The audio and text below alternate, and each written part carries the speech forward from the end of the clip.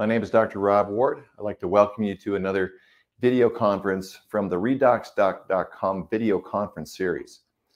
This class is about liver disease, specifically about NAFLD, non-alcoholic fatty liver disease.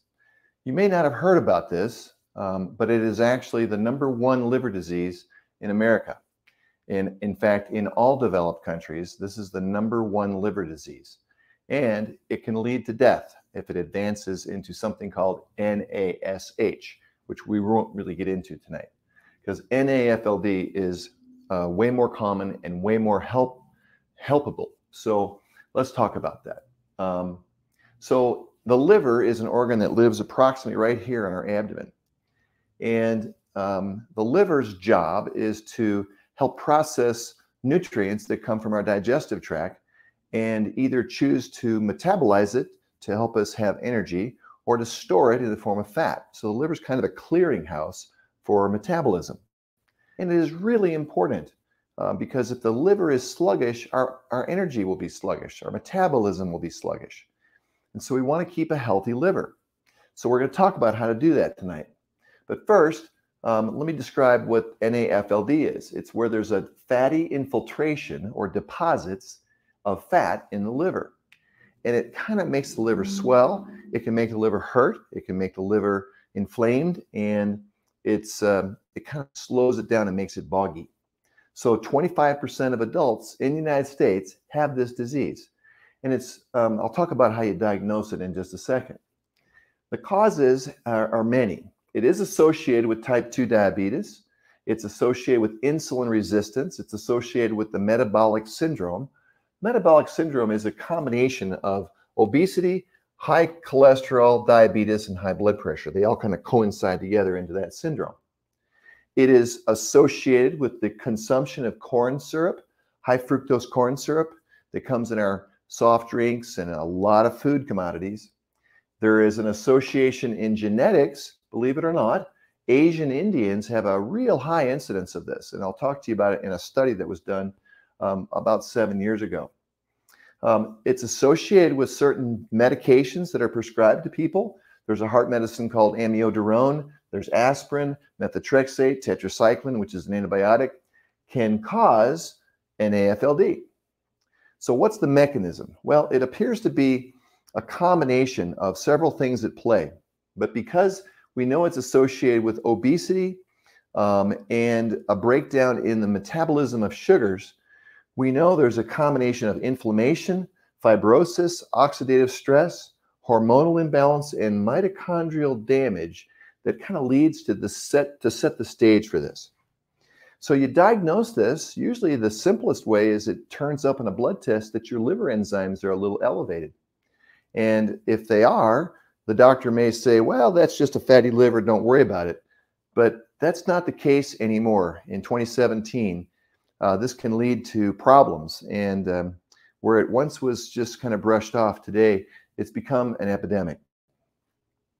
You're going to want to get an ultrasound done to look for evidence of the fat deposits in the liver, and really if there's concern about advancing problems with this, you're going to need a biopsy to determine if you have advanced form, which can lead to cirrhosis and death. The treatment in the medical world is generally diet to lose weight, exercise to help stimulate the body to maintain a different hormonal balance, and medications that are oftentimes given to diabetics. But as of today, there's no prescribed drug for this condition. Nothing's approved by the FDA. These are all just off-label uses. I will mention that omega-3 fatty acids have been shown to be effective in treating this. So here's a natural remedy that is approved and recognized in treating NAFLD. Well, let me share with you a little study that I think is very helpful in helping us think about, well, wait a minute, I don't want to wait around for this to happen. I'd like to kind of prevent this as I go through life. Why wait until you're sick? Why not take action now? But you can't take medicines until you're sick. So what can we do to prevent this? There's a way. So there was a study done in 2010. It was published in Clinical Biochemistry. And the authors were wanting to discover if there was a relationship between oxidative stress that can be measured in cells and insulin resistance and NAFLD. So they looked at 200 subjects that were Asian Indians, and they looked at non-Asian Indians, okay, to do a comparison study. And what they determined was that oxidative stress markers in our bloodstream are associated with NAFLD, even after you adjust for things like age and gender and disease. The conclusions they came to were that oxidative stress is independently associated with NAFLD in Asian Americans, especially with and without diabetes. So in people who are especially vulnerable, it was really clear to find this. All right. So, further studies are being done as we speak because of the epidemic that we have going on. And in the world of functional medicine, we've developed a protocol to help with this. So this is something I work with commonly in my medical practice. So let's talk about what we commonly recommend to prevent all this stuff, so you don't have to get into that trouble, and what can be done even when you have this trouble. Before I get there, I want to mention one important fact, in that children were found to have non-alcoholic fatty liver disease first time in 1983. Prior to that, never existed, never found it. And since then, this condition has become the #1 liver disease in children in developing countries. Why? Because kids are overweight and they're developing many of these problems along with this liver problem. And to spend a lifetime with this kind of problem is going to lead to cirrhosis and a lot of liver disease. So we've got to take action. So what can we do? All right. So the game plan for help: reduce oxidative stress from the beginning. Okay, so let's talk about how we're going to do that. With regard to diet, what can we do? We can eliminate corn syrup wherever it lives. And that's not that hard to do, but it takes effort. So corn syrup shows up in cakes and breads. Ordinary bread will have corn syrup in it. So look on the boxes, look for corn syrup. Better yet, make your own bread if you can. We want to make sure that we're eating foods that are not going to promote a lot of weight gain. So all the white foods, bread, pasta, potatoes, and of course sugar, all lead to extra weight gain. Next on my list would be hydration. Adequate water intake really changes the game for our cellular metabolism, and to have good water. So that's a big check mark. There are supplements that we can add to our life. The first thing I like to recommend is a probiotic. And we know that the second brain of our body is this whole collection of bacteria that reside in our small intestine and our colon. They're critical in helping our body activate our genetic potential. The bacteria switch on or off our genetics. So probiotics help you develop a better spectrum of bacteria. Along with eating right, you're going to feed those bacteria and grow the right guys. Berberine is another herb that helps to restore the integrity of the lining of the bowel. And if there's inflammation that's leading to cytokine formation and oxidative stress, berberine can help soothe and heal the lining of our intestine. And many people feel tremendous comfort when they start using berberine as a supplement.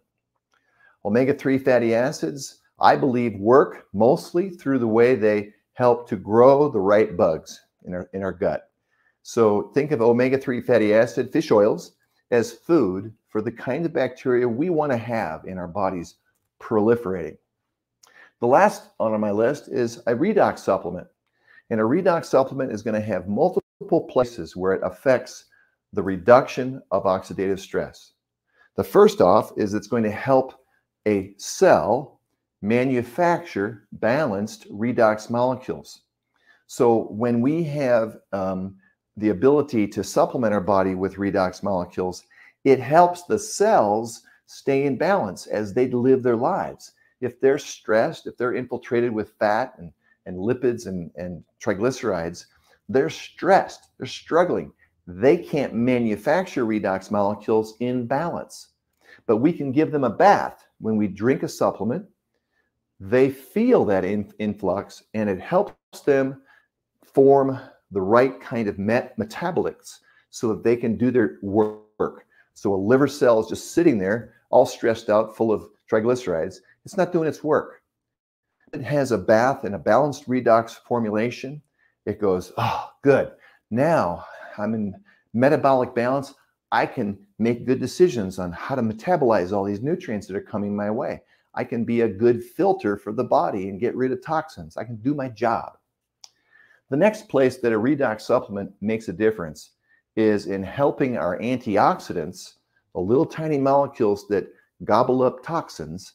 It helps our antioxidants do their work.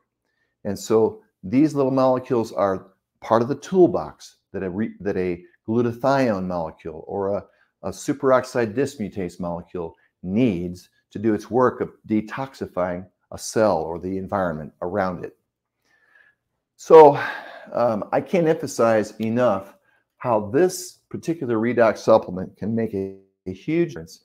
And in fact, it will activate the power of these others.